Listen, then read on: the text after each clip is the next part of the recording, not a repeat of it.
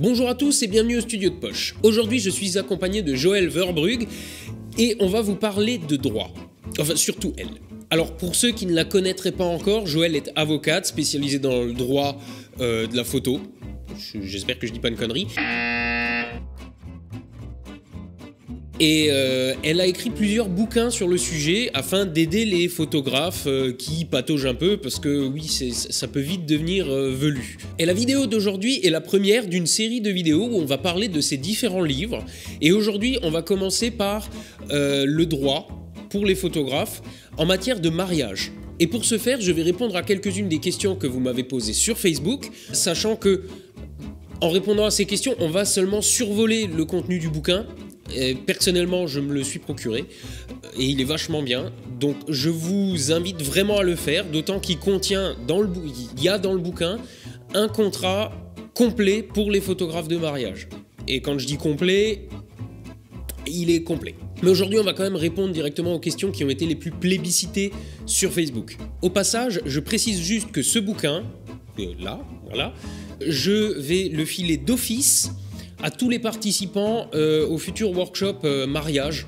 Donc si vous venez à un workshop sur la photo de mariage, ce bouquin, vous repartez avec. J'en profite moi aussi pour juste replacer un petit peu mon workshop de ce week-end. Donc c'est alors pas ce week-end-là, le week-end qui vient, c'est les 28 et 29 octobre, donc c'est samedi et dimanche. Et pendant 2 jours, je vais vous mettre un entonnoir dans la bouche et vous filer un maximum d'informations pour que vous soyez de parfaits photographes de mariage. Et si je le précise, c'est parce qu'il reste quelques places. Je l'ai programmé un petit peu tard, donc il reste encore des places. Donc si vous êtes intéressé, toutes les infos sont sur le studiodepoche.fr, n'hésitez pas à m'envoyer un petit mail. Alors on va commencer tout de suite, non pas par une, mais par 2 questions, parce qu'elles se ressemblent beaucoup. Alors il y a d'abord Vivien qui demande comment formuler le contrat pour pouvoir utiliser les photos prises pendant le reportage sur son site internet. Niveau droit à l'image des invités. Et dans le même style, on a Lucie, salut Lucie d'ailleurs, qui demande « Les mariés ont autorisé la diffusion des photographies du mariage pour permettre l'autopromotion du photographe. Les invités, pas forcément. Quel risque si un invité décide d'engager des poursuites pour atteinte à la vie privée ?» Et pour répondre à cette question, je vais laisser la parole à Joëlle. Alors en fait là c'est très simple, parce qu'en effet le contrat que vous signez, vous ne le signez qu'avec les mariés eux-mêmes. Or le droit à l'image, c'est un droit purement personnel. Donc à partir de là, les mariés peuvent s'engager que pour eux. Ils peuvent même pas s'engager pour leurs parents, ils peuvent s'engager pour leurs enfants mineurs s'ils en ont, ça oui. Mais ils peuvent pas s'engager même pour leur famille, donc les invités qui sont même pas de la famille, n'en parlons pas. Donc la seule manière de faire votre promotion avec la photo d'un invité, c'est d'avoir son accord. Alors de nouveau, il y a des façons d'aborder, il y a des choses qu'on peut proposer en échange qui font qu'en général ça se passe pas trop mal d'après ce que j'entends. J'ai mis aussi dans le contrat un engagement des mariés, vous verrez, à vous mettre en contact avec l'invité en question, parce que vous voyez éventuellement une photo qui peut parfaitement vous servir, mais pour autant vous n'avez pas les coordonnées de cet invité pour au moins le lui demander.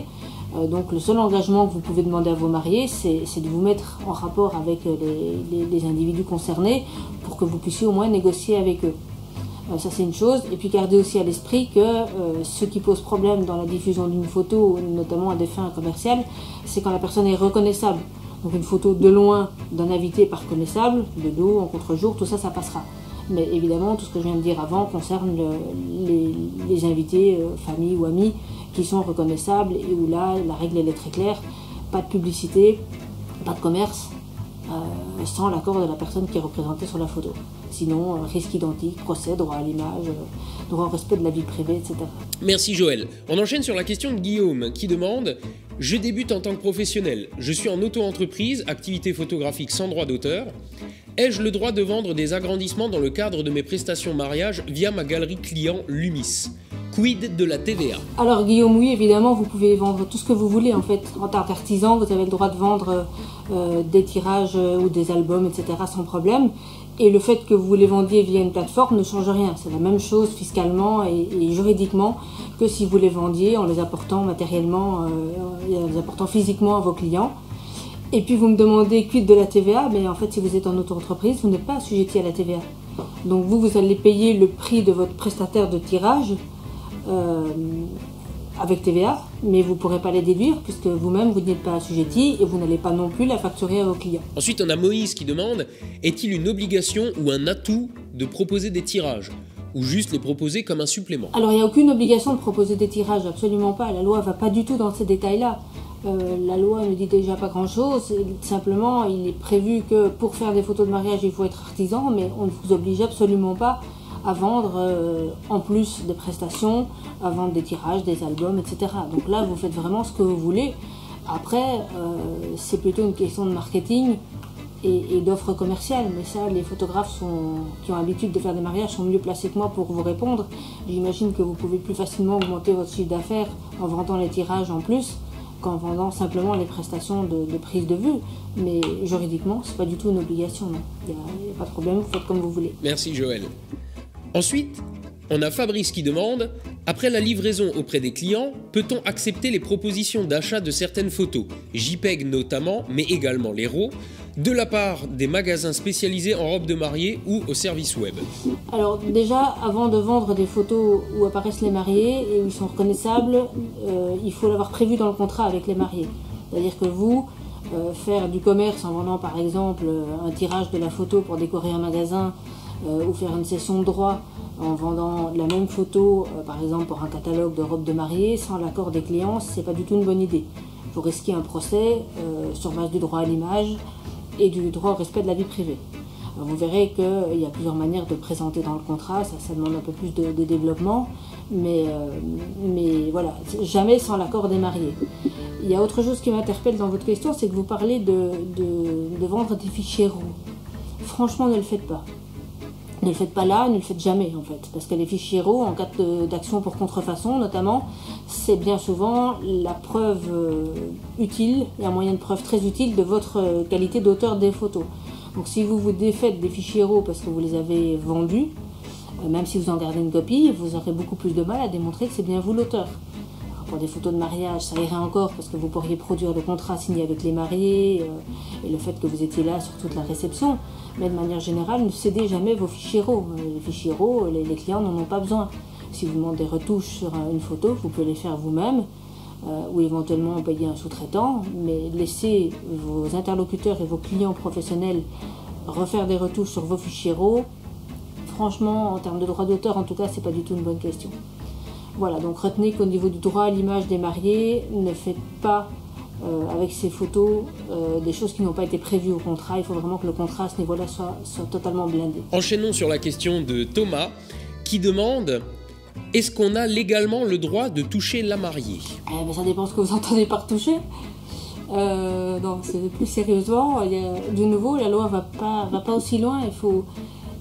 Il faut jamais imaginer que la loi va dans des détails pareils.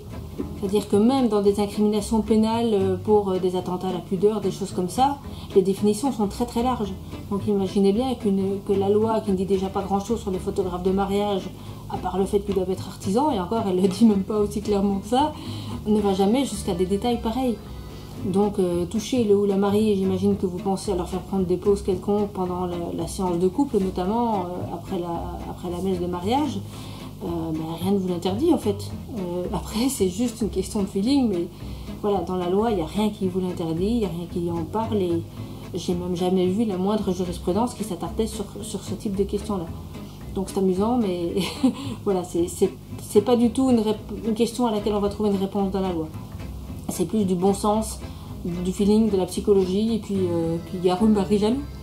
Voilà. Bon, moi j'ajouterais de toute façon, tu demandes, hein, si maintenant t'as les mariés en face de toi et que tu vois que, je sais pas, le marié ne la tient pas bien et tout, la première étape c'est de lui dire, tiens-la plutôt comme ci, comme ça, et si ça va pas, tu dis, attends, je te place, et tu le dis, attends, je te place, et tu le places. Par contre, si c'est juste, écoute, ma chère, on voit pas trop tes seins, attends, je te les tourne face à l'appareil photo, non, tu vas t'en prendre une et c'est normal. Bon ok, trêve de conneries, on termine avec la question de David, qui demande « J'ai toujours la question, sans que rien ne soit mentionné sur le contrat. Quels sont les droits et les devoirs du photographe ou des clients ?» Alors, si rien n'est mentionné sur le contrat, dans votre question, je sous-entends qu'il y a un contrat, mais qui est donc très laconique et qui se contente de parler du prix du mariage et de ce que vous allez livrer. Ça veut dire qu'en pratique, vous vous privez de toute possibilité de faire votre promo, votre publicité sur quelque support que ce soit avec l'image des mariés. Alors on pourrait toujours estimer qu'il y a un consentement tacite parce que les mariés vous ont trouvé via votre site, etc. Mais juridiquement, le consentement tacite, il n'y a rien de plus fragile que ça. C'est-à-dire que même si on l'admet, à partir du moment où les mariés vont dire stop, ce sera stop. Donc voilà, donc un contrat qui ne prévoit pas ce genre de choses, à mon sens, c'est vous limiter sérieusement sur la possibilité d'utiliser les photos. Et toujours dans la même question, vous me demandiez ce qui se passait, est-ce qu'on peut interdire aux invités de prendre des photos? Alors c'est pas le contrat que vous signez avec les mariés, comme tout à l'heure pour le droit à l'image, qui va interdire aux invités de prendre des photos, mais de nouveau, il y a une façon d'expliquer dans le contrat aux mariés que c'est à eux à discipliner leurs invités. Il y a une façon de faire. En limitant notamment votre responsabilité si à cause de ça, à cause du tonton qui s'impose avec son appareil, vous ne parvenez pas à prendre les moments clés du mariage, ça permet, quand c'est bien rédigé, que les mariés aient tellement peur de ne pas avoir la photo qu'il fallait, l'échange des alliances, etc., qu'en bout de course, ils vont faire eux-mêmes la prévention qui va marcher, qui va faire que les invités ne vont pas vous empêcher de faire votre boulot. Mais voilà, donc dans un contrat signé avec les mariés ne peuvent pas s'engager pour les invités, mais il y a une façon d'amener les mariés eux-mêmes à faire de la prévention et à faire que vous ayez le champ libre sur le moment pour faire votre travail. Et voilà, j'espère que ces questions auront éclairé quelques-uns d'entre vous. Encore une fois, ça, c'est un bref aperçu d'un bouquin absolument complet. Je sais, je l'ai lu, et vous savez que j'ai pas tendance à vous recommander des trucs comme ça. Donc, si vous voulez en savoir plus sur la photo de mariage, donc il y a le bouquin de Joël, je vous mets un lien dans la description de la vidéo. Et sinon, pour ceux qui participent au futur workshop mariage, de toute façon, vous l'aurez d'office avec. Il est inclus dans le truc, vous repartez avec. Il ne me reste plus qu'à remercier Joël de sa participation à cette vidéo. Merci beaucoup Arnaud, à très vite. J'espère que ça plaira. À bientôt. Et quant à moi, je vous dis à très vite. Donc à la revoyure. Oui, parce que si je le dis pas, je vais me faire défoncer dans les commentaires. À la revoyure.